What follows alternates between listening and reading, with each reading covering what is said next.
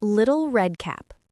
Once upon a time, there was a dear little girl who was loved by everyone who looked at her, but most of all by her grandmother. And there was nothing that she would not have given to the child.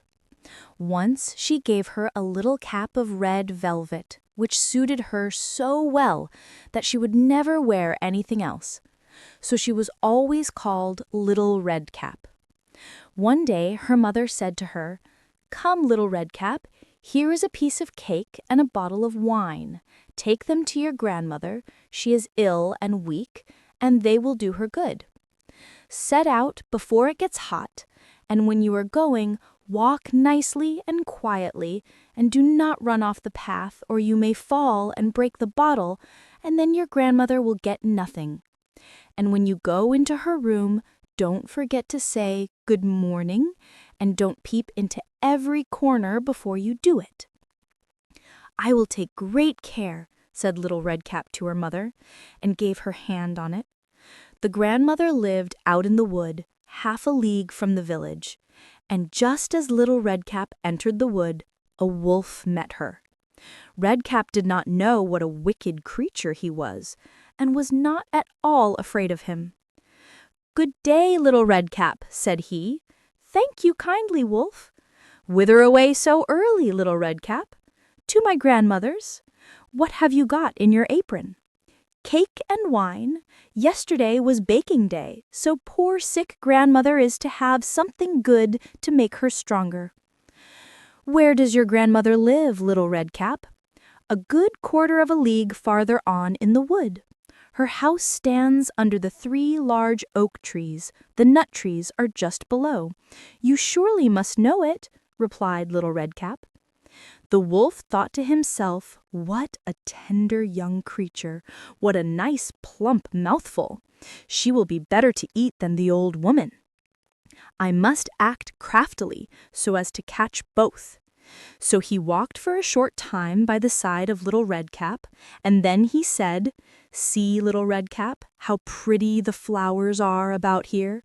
Why do you not look round?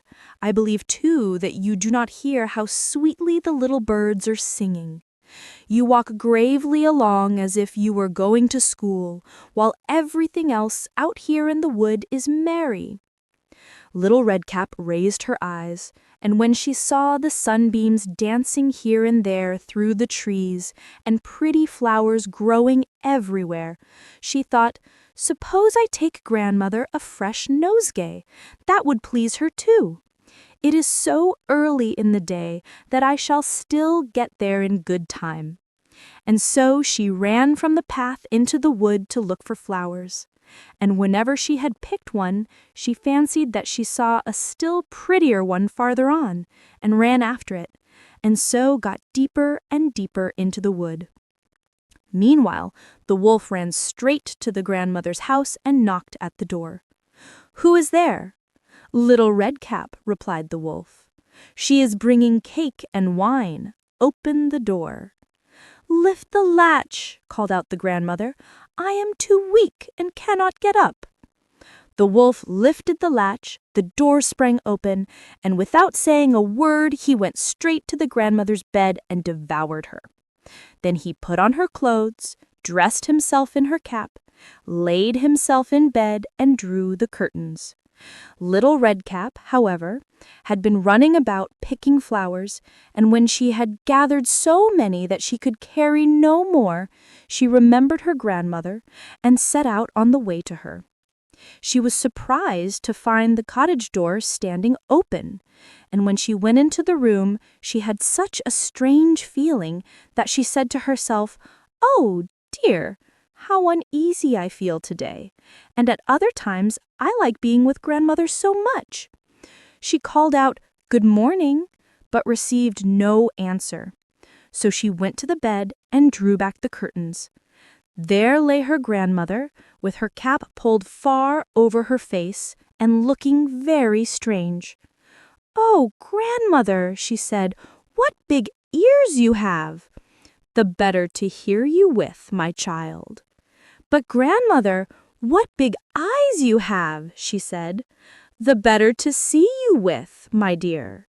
but grandmother, what large hands you have! The better to hug you with. Oh, but grandmother, what a terrible big mouth you have! The better to eat you with. And scarcely had the wolf said this, than with one bound he was out of bed and swallowed up Redcap. When the wolf had appeased his appetite, he lay down again in the bed, fell asleep, and began to snore very loud.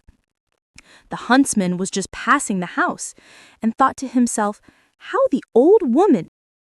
And he was snoring. I must just see if she wants anything.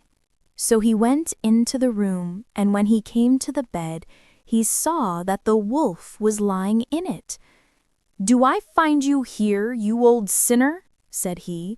"I have long sought you." Then, just as he was going to fire at him, it occurred to him that the wolf might have devoured the grandmother, and that she might still be saved. So he did not fire, but took a pair of scissors and began to cut open the stomach of the sleeping wolf. When he had made 2 snips, he saw the little red cap shining, and then he made 2 snips more, and the little girl sprang out crying, "Ah, how frightened I have been! How dark it was inside the wolf!" And after that the aged grandmother came out alive also, but scarcely able to breathe. Redcap, however, quickly fetched great stones with which they filled the wolf's belly, and when he awoke he wanted to run away, but the stones were so heavy that he collapsed at once and fell dead. Then all 3 were delighted. The huntsman drew off the wolf's skin and went home with it. The grandmother ate the cake and drank the wine which Redcap had brought, and revived. But Redcap thought to herself, "As long as I live, I will never by myself leave the path to run into the wood when my mother has forbidden me to do so." It is also related that once, when Redcap was again taking cakes to the old grandmother, another wolf spoke to her and tried to entice her from the path. Redcap, however, was on her guard and went on her way and told her grandmother that she had met the wolf and that he had said good morning to her, but with such a wicked look in his eyes that if they had not been on the public road, she was certain he would have eaten her up. "Well," said the grandmother, "we will shut the door that he may not come in." Soon afterwards the wolf knocked and cried, "Open the door, grandmother. I'm little Redcap, and I'm bringing you some cakes." But they did not speak or open the door. So the graybeard stole twice or thrice round the house, and at last jumped on the roof, intending to wait till Redcap went home in the evening, and then to steal after her and devour her in the darkness. But the grandmother saw what was in his thoughts. In front of the house was a great stone trough, so she said to the child, "Take the pail, Redcap. I made some sausages yesterday, so carry the water in which I boiled them to the trough." Redcap carried until the great trough was quite full. Then the smell of the sausages reached the wolf, and he sniffed and peeped down, and at last stretched out his neck so far that he could no longer keep his footing, and began to slip, and slipped down off the roof straight into the great trough, and was drowned. But Redcap went joyously home, and no one ever did anything to harm her again.